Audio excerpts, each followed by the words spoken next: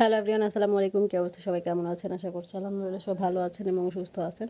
তো এটা হচ্ছে সকালের নাস্তা, আজকে ডিম, রুটি, তারপর হচ্ছে পেঁপের ঘন্ট। তো তারপরে একটু বাইরে বের হয়েছি, বাসায় যাব বলতে নতুন বাসা দেখেছি, তো ওই বাসায় উঠতে হবে। তো দেখতে গেলাম যে কীরকম পরিষ্কার করেছে কি না আর কি, বলা হয়েছিল ওনাদের ওই জন্য। তো 1-2 তারিখে ওঠার কথা ছিল, কিন্তু ওঠা হয় নাই। একবারই হয়তো 15 তারিখ বা 16 তারিখ এরকম উঠবো আর কি।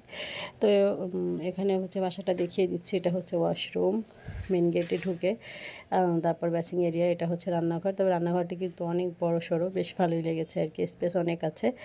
এই তো। আর হচ্ছে প্রথমে হচ্ছে একটু ডাইনিং রুম, তারপরে হচ্ছে একটা বেডরুম। এই যে মানে একদম ছোটোর ভিতরে ভালোই আর কি। এটা একটু বেলকুনি টাইপের মতো আর কি, একটু আছে, কিন্তু জানালাতে থাই গ্লাস দেওয়া আছে, যেহেতু নিচতলাতে, ওই জন্য হয়তো বা। তো ভালোই আর কি, খারাপ না। তো এটা দেখে পরে হচ্ছে বাসায় চলে আসবো। তো বাসায় 15-16 তারিখে ওঠার কারণটা হচ্ছে আমার ভাই বাইরে চলে যাচ্ছে, তো একবারে চলে যাওয়ার পর তারপরে আর কি একবারে উঠবো। তো যাই হোক, বাসায় এসে হচ্ছে একটু রান্নাবান্না করতে হবে।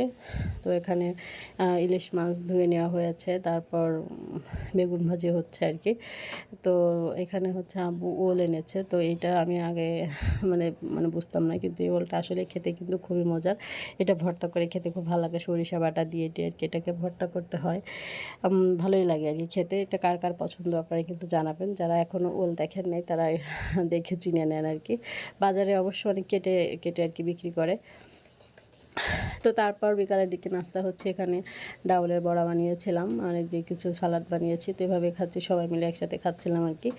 তো রাতের দিকে আবার রান্না করতে হবে। তো এখানে প্রথমে চিংড়ি মাছ ভিজিয়েছিল, তো পরে চিন্তা করলাম না, চিংড়ি মাছ রান্না করা হবে না। তো এখানে হচ্ছে ইলিশ মাছ দিয়ে কাঁচকলা দিয়ে রান্না করব। তো আম্মু রেস্ট নিচ্ছে, আর আমি এখানে একটু রান্না বসিয়ে দিয়েছি।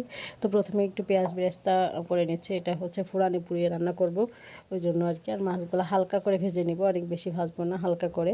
ইলিশ মাছ না ভাজলে হয়, কিন্তু আমাদের বাসায় সবাই একটু হালকা মানে ভাজা খাওয়া পছন্দ করে আর কি। একদম কাঁচা মাছ দিয়ে ঝোল রান্না করে খায় না, তো ওই জন্য আর কি। তো মাছগুলো আমি একটু হালকা ভেজে নিব।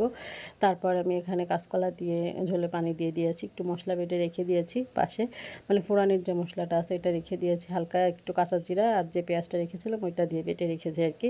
এটা যখন ঝোল নামাবো তার কিছুক্ষণ আগে ওইটা দিয়ে তারপরে নামিয়ে ফেলবো। এভাবে খেতে কিন্তু বেশ ভালো লাগে। আমাদের খুলনার এদিকে ফুরানি পুড়িয়ে এভাবে ঝোল রান্না করা হয়। যারা খুলনার লোক তারা হয়তো অনেকে জানে। এটার মানে টেস্টটা অন্যরকম। আর হচ্ছে ডাউল রান্না হচ্ছে, এই ডাউলটা প্রেশার কুকারে রান্না হয়েছে। তো যাই হোক, দেশের যে অবস্থা, যে যেখানে আছেন আশা করছি সবাই ভালো থাকবেন, নিরাপদে থাকবেন। যে যার স্থানে আছেন সে সেখান থেকে মানে সবাইকে ভালো রাখার চেষ্টা করবেন। তো ঠিক আছে, আজ এ পর্যন্ত। আর গতবারও বলেছি যে প্রত্যেকদিন ভিডিও দেওয়ার চেষ্টা করবো, আসলে হয় না, যে অবস্থা আর কি। যাই হোক, আল্লাহ হাফিজ।